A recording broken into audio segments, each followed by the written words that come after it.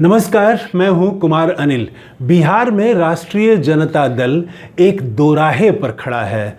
तेजस्वी यादव की राजनीति में एक विरोधाभास भी दिखाई पड़ रहा है और वही तेजस्वी यादव पूरे चुनाव में जिस तरह से उन्होंने नेतृत्व किया, अमित शाह और प्रधानमंत्री मोदी को अकेले जिस तरह से चुनौती दी, उसकी राष्ट्रीय स्तर पर चर्चा हुई, काफ़ी सराहना हुई। राष्ट्रीय मीडिया में भी, जो अल्टरनेटिव मीडिया है, न्यूज़ चैनल हैं, उसमें काफ़ी चर्चा हुई तेजस्वी यादव की। और आज क्या है, आज उनकी कमियां निकाली जा रही हैं कि आखिर वो कौन सी कमियां रहीं जिसके चलते जो काम अखिलेश यादव यूपी में कर पाए, वही काम तेजस्वी यादव बिहार में नहीं कर पाए। जबकि बिहार की स्थितियां बेहतर थी उत्तर प्रदेश से। जनवरी में उत्तर प्रदेश की जो हालत थी, जिस तरह से हिंदू मुस्लिम राजनीति थी, राम मंदिर का उद्घाटन हुआ, जो पूरा माहौल था, डबल इंजन की सरकार और बुलडोजर सरकार, तो वहाँ यूपी में जो माहौल था, सांप्रदायिक ध्रुवीकरण जितना तीखा था, बिहार उसकी अपेक्षा वैसा नहीं था। बिहार में पहले से भी मुद्दों की बात हो रही थी और उस बिहार में तेजस्वी यादव नहीं कर पाए अपेक्षित प्रदर्शन। इसको लेके तरह तरह की बातें हो रही हैं, जिसमें सबसे ज़्यादा लोगों का ये कहना है कि टिकट के बंटवारे में तेजस्वी यादव ने जैसा टिकट बंटवारा करना चाहिए था वैसा टिकट बंटवारा नहीं किया। यहाँ पर अखिलेश यादव ने जिस तरह से सोशल इंजीनियरिंग की, भाजपा के सोशल इंजीनियरिंग के फॉर्मूले से ही भाजपा को उन्होंने मात दे दी। राजनीतिक माहौल पूरे देश का जो था वो उत्तर प्रदेश में वही था, बिहार में भी वही था। लेकिन बिहार में जो उत्तर प्रदेश वाली सोशल इंजीनियरिंग अखिलेश यादव ने की, उस तरह का सोशल इंजीनियरिंग नहीं कर पाए। और तब बिहार में क्या किया तेजस्वी यादव ने, बिहार में वो A to Z की राजनीति तो बोलते रहे। भाषण में चुनाव से पहले उनका नारा था A to Z की पॉलिटिक्स करेंगे, राजद जो है A to Z की पॉलिटिक्स करेगा। मुद्दे भी जो उन्होंने चुने वो 1990 वाले मुद्दे नहीं थे, वो रोजगार, नौकरी, महंगाई, बेरोजगारी, संविधान, तो ये A to Z के मुद्दे उन्होंने उठाए। तो चूके कहाँ, तो आमतौर से यही समझा जा रहा है और वो सच्चाई भी है कि वो जो टिकट का बंटवारा हुआ उसमें तेजस्वी यादव 1990 की तरह टिकट बांट रहे थे और जो राजनीतिक मुद्दे थे वो मुद्दे 2024 के थे। ये एक विरोधाभास नज़र आया। आप देखेंगे कि कल मेरी एक चर्चा हो रही थी, तेजस्वी यादव के समर्थक और उनके करीबी लोगों से संपर्क में रहने वाले एक बुद्धिजीवी से मेरी बात हो रही थी, तो उन्होंने भी ये माना कि अति पिछड़ों को और ज़्यादा टिकट देना होगा। तो मैंने उसमें ये जोड़ा कि आप अति पिछड़ों की ही बात क्यों कर रहे हैं, अति पिछड़ों को तो टिकट देना ही चाहिए। लेकिन जब आप बात कर रहे हैं A to Z पॉलिटिक्स की, तो हम ये आदर्शवादी हम नहीं कह रहे हैं कि आप भी भाजपा की तरह सवर्णों को ज़्यादा टिकट दीजिए, लेकिन कुछ ऐसे उपाय करने होंगे ताकि सवर्णों में जो नाराज़गी है वो नाराज़गी कम हो। क्योंकि मुद्दे तो आप सिर्फ पिछड़ों का नहीं उठा रहे हैं, रोज़गार, नौकरी का सवाल और महंगाई का सवाल, ये सब सवाल तो जो है, शिक्षा, स्वास्थ्य का सवाल, ये सब सवाल तो सबके हैं, A to Z का है। तो वो A to Z जो है, जो आप राजनीतिक नारे में बोलते हैं, वो आपके काम में भी दिखना चाहिए, आपके व्यवहार में भी दिखना चाहिए, आपके आसपास जो लोग हैं, जो भीड़ है आपके आसपास, उसमें भी वो दिखना चाहिए। ऐसा नहीं हो कि वो एक ही तरह के लोग आपके इर्द गिर्द जमा रहें, टिकट के बंटवारे में एक ही तरह के लोगों को ज़्यादा आप तवज्जो दें और समाज के दूसरे हिस्से को आप छोड़ दें। तो आप तो ये है दरअसल 1990 की राजनीति। 1990 और 2024 में एक बुनियादी फ़र्क ये है कि तब जो है सवर्ण समाज का भारतीय राजनीति में, अर्थव्यवस्था में, वो कॉलेज की पॉलिटिक्स से लेके और विधानसभा और संसद, हर जगह की राजनीति में उनका वर्चस्व था। उस वर्चस्व के खिलाफ पिछड़ों का आंदोलन था, जो अपनी राजनीतिक हिस्सेदारी मांग रहा था, आर्थिक न्याय मांग रहा था, सामाजिक न्याय मांग रहा था। मंडल आंदोलन उसका नाम था और उसका नेतृत्व स्वाभाविक तौर पर पिछड़ों में जो सबसे अपेक्षाकृत मजबूत था समाज, यादव समाज, वो उसका नेतृत्व कर रहे थे, मंडल आंदोलन का नेतृत्व कर रहे थे। बिहार में लालू यादव, उत्तर प्रदेश में मुलायम सिंह यादव, लेकिन बाद के दौर में जब सत्ता हाथ में आई तो धीरे धीरे एक अंतर्विरोध दिखने लगा। कुछ हिस्से जो अति पिछड़े थे, जो गैर यादव पिछड़े थे, उनको कहीं उपेक्षा उनकी होने लगी या उनको महसूस हुआ कि उपेक्षा हो रही है। तो ये एक अंतर्विरोध धीरे धीरे बना और इसी अंतर्विरोध का फ़ायदा भारतीय जनता पार्टी ने उत्तर प्रदेश में उठाया, बिहार में उठाया और उसका नाम उन्होंने दिया सोशल इंजीनियरिंग। वो गैर यादव पिछड़ों को उन्होंने गोलबंद किया। यही फॉर्मूला था जो सब जानते हैं। तो नई बात ये हुई कि भाजपा का जो सोशल इंजीनियरिंग वाला फार्मूला था वो वही फार्मूला अखिलेश यादव ने अपना लिया और भाजपा के फार्मूले से ही भाजपा को उन्होंने मात दे दी। राजनीतिक तौर पर तो नारे सबके थे ही और वो सोशल इंजीनियरिंग उन्होंने की, पीडीए। वो सोशल इंजीनियरिंग बिहार में तेजस्वी यादव करने में नाकाम रहे। 1990 में जो अगड़ा पिछड़ा का आंदोलन चलता था तो टिकटों में मैंने वो जो मित्र थे जो तेजस्वी यादव के करीबी लोगों के करीब हैं, तो उनसे जब बातचीत हो रही थी तो मैंने जब कहा कि आप अति पिछड़ों को टिकट देने के अलावा सवर्णों की नाराज़गी भी कम करनी होगी, तो उनका जवाब ये था कि तब लड़ेंगे किससे।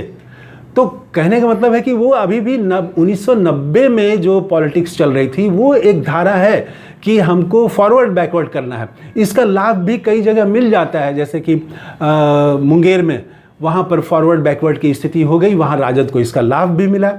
तो कुछ सीटों में हो सकती है, लेकिन अगर पूरे बिहार को राजनीतिक नेतृत्व देना है, बिहार में एक नई राजनीति शुरू करनी है और तेजस्वी यादव को और अपना कद बढ़ाना है, तो ये एक अवसर है।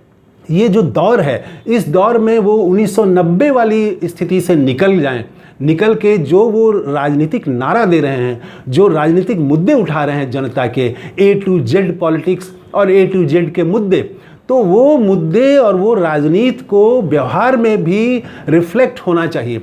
अगर व्यवहार में रिफ्लेक्ट नहीं होगा तो ये एक विरोधाभास तब हो जाएगा।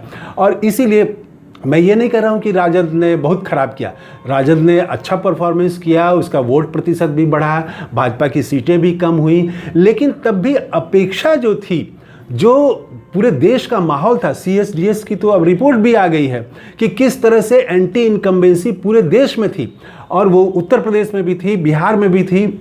प्रधानमंत्री की लोकप्रियता कितनी घट गई है, राहुल गांधी की लोकप्रियता बढ़ गई है प्रधानमंत्री के पद के रूप में, उत्तर प्रदेश का वो है। तो उत्तर प्रदेश में जो देश का माहौल है और उसके अनुसार वहाँ जो सोशल इंजीनियरिंग की उन्होंने, तो करारी मात दी। यहाँ तक कि अयोध्या में जीतना तो पच नहीं रहा है, बहुत सारे तथाकथित भक्तों को पच नहीं रहा है। प्रधानमंत्री मोदी का जो अंतर था उसको काफ़ी नीचे ले आया और वो मैंने परेशान कर दिया प्रधानमंत्री मोदी को भी काशी में इंडिया गठबंधन ने। तो इतनी ज़बरदस्त, और यूपी की आज चर्चा है, यूपी जो है वो अब तो 2027 की बात हो रही है। वही बात बिहार में भर चुनाव तो चर्चा होती रही, तेजस्वी यादव किस तरह से मेहनत कर रहे हैं, अच्छा कर रहे थे, लेकिन वो सारा मेहनत, वो उनकी सारी मेहनत और उनकी कोशिश जो है वो तब फलीभूत होती जब टिकट का बंटवारा भी नए ढंग से होता। तो हम देखते हैं कि टिकट का बंटवारा 1990 की राजनीति के तहत किया गया। 1990 में जैसी राजनीति चलती थी, मंडल आंदोलन के समय जो राजनीति चलती थी, टिकटों में आप वही देखेंगे राजद के टिकटों में। और लेकिन मुद्दे जो हैं वो नए मुद्दे उठा रहे हैं, Tejashwi Yadav A to Z की बात कर रहे हैं। तो लगता नहीं है कि टिकट के बंटवारे में तेजस्वी यादव की चली होगी। और अब तो कई लोग कह रहे हैं कि नहीं, उनकी नहीं चली, उसमें लालू प्रसाद यादव की ही ज़्यादा चली। खैर मेरे पास इसकी ऑथेंटिक कोई जानकारी नहीं है, लेकिन लॉजिकली ये लगता है कि Tejashwi Yadav A to Z की बात कर रहे थे, तो वो ऐसा खुद टिकट नहीं बांट सकते हैं, वो टिकटों में भी वो ज़रूर A to Z रिफ्लेक्ट होता। तो खैर अब तो ये है कि 2025 सामने है और 2025 में बहुत कम वक्त है, साल भर का वक्त है। इस दोराहे से, इस दुविधा से कि हमको जो है किससे लड़ेंगे, तो 1990 की तरह अगड़ा पिछड़ा की राजनीति करनी है, 1990 की तरह टिकट बांटेंगे, या A to Z की राजनीति करनी है, ये एक यहाँ पर तय करना पड़ेगा। और 2025 की तैयारी अभी से उनको करनी पड़ेगी। अभी जो है वो ठीक है, अभी कोई बड़ा तुरंत अभियान नहीं ले सकते हैं, लेकिन उनको समाज में जो तरह तरह की चर्चा है, तो ये कहीं ना कहीं से उनको फीडबैक लेना चाहिए। वो खुद भी बैठक चाहें तो रोज़ ऐसे 25-50 लोगों को, विभिन्न समाज के सेक्शन के जो लोग कर रहे हैं, लोग जुड़े हुए हैं, उनसे राय ले सकते हैं। वो कई तरह का उपाय कर सकते हैं। लेकिन 2025 में वक्त कम है और राजद को इस दोराहे पर ज़्यादा दिन तक नहीं रहना पड़ेगा। और इसी तरह से अगर यही दोराहे पर रहे 2025 में भी, और एक जो विरोधाभास रहा नारे में और टिकटों के बंटवारे में, ये विरोधाभास रहेगा तब तो मुश्किल हो जाएगी। लेकिन अगर राजनीतिक नारे के अनुसार टिकटों का भी बंटवारा आप करते हैं तो निश्चित रूप से राजद के लिए बहुत अच्छा मौका है, क्योंकि ये तो तेजस्वी यादव ने साबित कर दिया कि उनके पास सबसे ज़्यादा वोट है, उनके पास टीम है, उनका जनाधार है और जनाधार बहुत सक्रिय है, उत्साहित है। तो और माहौल भी, जो देश का माहौल है, वो माहौल भी उनके अनुकूल है। तो इस माहौल में इस दोराहे से निकल के और एक फर्म स्टैंड लेते हुए अगर तेजस्वी यादव सामने आते हैं तो 2025 के चुनाव में वो नया परिवर्तन, नया अध्याय लिख सकते हैं। तो देखिए किस तरह से राजद की तरफ से हो रहा है। फिलहाल तो लगता है कि पस्ती है, इस पस्ती से भी जल्दी निकलना चाहिए। मुझे जानकारी नहीं है, लेकिन कहीं मैंने अखबारों में नहीं देखा कि जो राजद के प्रत्याशी जीते बिहार से, 4 उनके जीते, चारों की कोई बैठक हुई हो, अपना नेता का चुनाव किया उन लोगों ने, ऐसी बैठक भी नहीं हुई है। तो समीक्षा होनी चाहिए, करनी चाहिए सभी दल। बल्कि कांग्रेस ने अपनी मीटिंग की, CWC की, आगे की तैयारी कर रहे हैं। पेपर लीक का उन्होंने मुद्दा उठा दिया है, नीट एग्ज़ाम में जो धांधली हुई है, तो वो विपक्ष के रोल में एकदम, अभी सरकार का गठन नहीं हुआ है लेकिन कांग्रेस विपक्ष के रोल में आ गई है। तो यहाँ भी ये विपक्ष के रोल में भी आना पड़ेगा और वो जो नई स्थितियां हैं इसको कैसे कैश करते हैं, इससे कैसे सामंजस्य बिठाते हैं, कैसे सभी तबकों का समर्थन जीतते हैं। और जो वोट बढ़ा है, जो समर्थन बढ़ा है, जाहिर है अति पिछड़ों का भी वोट मिला है राजद को, तभी भाजपा का वोट घटा है। लेकिन वो इतना नहीं घटा कि उनको और ज़्यादा सीटों के मामले में नीचे लाया जा सके। तो काम अभी बहुत कुछ करना है और समय बहुत कम है। तो तेज़ी से राजद को ये काम करना पड़ेगा। अब देखिए किस तरह से राजनीति बढ़ती है। उधर नीतीश कुमार तो नई चुनौतियां दे रहे हैं। बिहार में वो जिस तरह से कुछ अगर विशेष पैकेज ले आए, दरभंगा एम्स का मामला या कुछ और इस तरह से पैकेज ले आए, नौकरियां बिहार में अब फिर से शुरू हो गई हैं। तो 17 महीने वाले नौकरी की मियाद, उस नारे की मियाद अब ख़त्म हो गई है। और ये जो विकास की कुछ बातें होंगी तो NDA की तरफ से वो एक नया हमला होगा, तो उसका भी उनको मुकाबला करना है। तो नए मुद्दे तलाशने पड़ेंगे, नया अभियान शुरू करना पड़ेगा। नीतीश कुमार की फिर से एक नई आलोचना विकसित करनी पड़ेगी, प्रधानमंत्री मोदी की एक नई आलोचना विकसित करनी पड़ेगी, नया नारा देना पड़ेगा। तो फिलहाल इतना ही। इस चैनल को आपने सब्सक्राइब नहीं किया है तो ज़रूर कर लें, शेयर करें, लाइक करें। धन्यवाद, थैंक यू, जय हिंद।